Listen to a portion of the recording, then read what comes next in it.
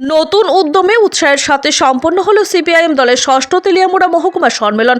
এই সম্মেলন থেকে এলাকার জনপ্রিয় বাম নেতৃত্ব সুভাষ নাথকে মহকুমা সম্পাদক হিসেবে নির্বাচিত করা হয়েছে। নবগঠিত 31 জনের মহকুমা কমিটি 8 জনের সম্পাদক মণ্ডলীর নির্দেশে আগামী দিনে গোটা তেলিয়ামুড়া মহকুমার বাম আন্দোলনকে বলিষ্ঠ করবে, এমন প্রত্যয় আজকের এই সম্মেলন থেকে বলিষ্ঠ কণ্ঠে ঘোষিত হয়েছে। এখানে উল্লেখ করা প্রয়োজন, তেলিয়ামুড়া মহকুমার বাম আন্দোলন 2018 এরপর প্রতিনিয়ত রাষ্ট্রবাদীদের আক্রমণের শিকার হয়ে চলেছে। এখনও পর্যন্ত সংশ্লিষ্ট মহকুমার অন্তর্গত বিভিন্ন এলাকার বাম পার্টি কর্মীরা নিজেদের রাজনৈতিক অধিকার প্রয়োগ করতে পারছে না, পার্টি অফিস খুলতে পারছে না, বারবার আক্রান্তিত হচ্ছে সিপিআইএম দলের বিভিন্ন স্তরের কর্মী, সমর্থক এবং নেতৃত্বরা।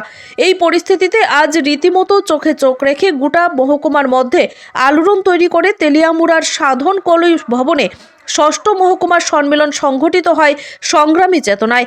এই সম্মেলনে সিপিআইএম রাজ্য সম্পাদক জিতেন্দ্র চৌধুরী, পার্টির কেন্দ্রীয় কমিটির নেতৃত্ব অঘুর দেববর্মা, রমা দাস, রাজ্য নেতৃত্ব মনীন্দ্র চন্দ্র দাস প্রমুখ উপস্থিত ছিলেন। নিজের আলোচনায় জিতেন্দ্র চৌধুরী দাবি করেন, গোটা রাজ্য জুড়ে মানুষ এই সময়ের মধ্যে নিজেদের অধিকার আদায়ে সচেতন হচ্ছে। গোটা রাজ্য জুড়ে মানুষ ঘুরে দাঁড়াচ্ছে এবং অধিকার প্রতিষ্ঠার এই লড়াইকে আরও শক্তিশালী করতে হবে। এই আহ্বান জিতেন্দ্র চৌধুরী সহ অন্যান্য বাম নেতাদের, পাশাপাশি দলীয় কর্মী সমর্থকদের উদ্দেশ্যে জিতেন্দ্র চৌধুরী বার্তা হচ্ছে, গেল বিধানসভা নির্বাচনে বিজেপির দলের শক্তি কমেছে এবং এই শক্তি কমতে কমতে আগামী দিনে বামেদের অনুকূলে হওয়া তেজি হবে, এমনটাই আত্মবিশ্বাসী জিতেন্দ্র চৌধুরী দাবি করলেন। ঘুরে দাঁড়াতে হবে।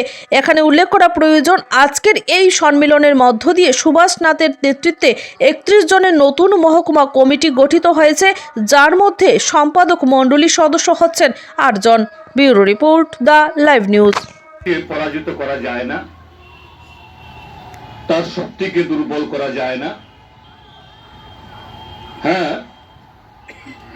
গেল নির্বাচনে ভারতীয় জনতা পার্টি ক্ষমতাচ্যুত হয়নি ঠিক, কিন্তু এটা তো ঘটনা যে তার শক্তি দুর্বল হয়েছে, খর্ব হয়েছে।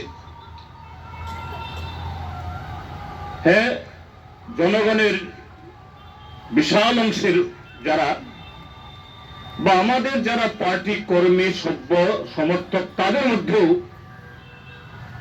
একটা অংশের মধ্যে একটা ধারণা কাজ করে, না তারা তো আবার ক্ষমতায় ফিরে এসেছে, তো আবার তো বসলো। হ্যাঁ ঠিক, আমার আগের বক্তারা খুব সুন্দরভাবে কথাগুলো বলেছেন যে হীনবল হলেও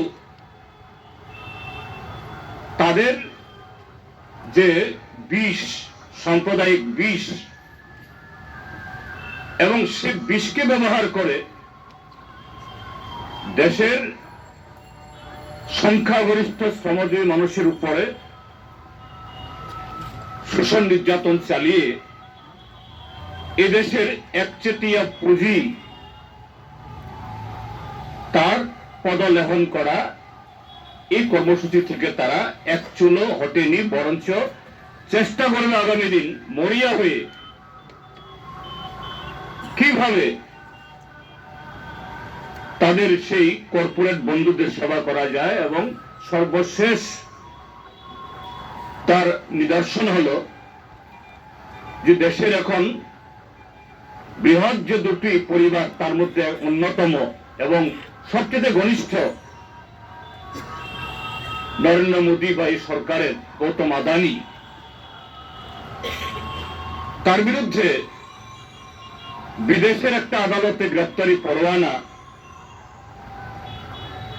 আর তার সম্পর্কে এক মুহূর্তের জন্য আলোচনা করতে দিতে রাজি না আমাদের দেশের সরকার। এখন পার্লামেন্ট চলছে, টিভিতে বা পত্রপত্রিকা দেখছেন।